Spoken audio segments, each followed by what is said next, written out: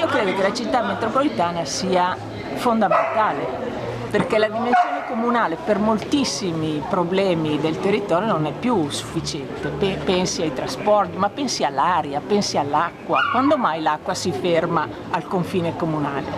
Ci sono ragionamenti d'insieme da fare che la città metropolitana può fare, ma bisogna che le collettività locali decidano che cosa fa davvero la città metropolitana, perché la legge parla delle elezioni, come si fa a eleggere il sindaco, come si fa a eleggere il governo della città metropolitana, ma sulle funzioni è molto vago. Venezia Mestre, basato su come hanno impostato il referendum, ci dividiamo perché gli interessi sono diversi.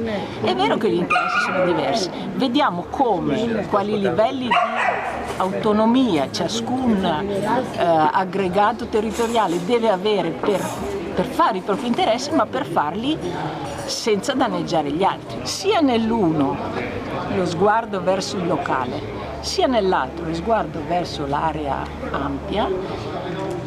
Bisogna che mettiamo nello statuto dell'area metropolitana come si fa a coinvolgere i cittadini.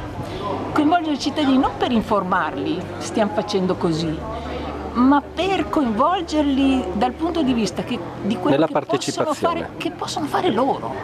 Pensi al verde, pensi all'osservazione del funzionamento della città.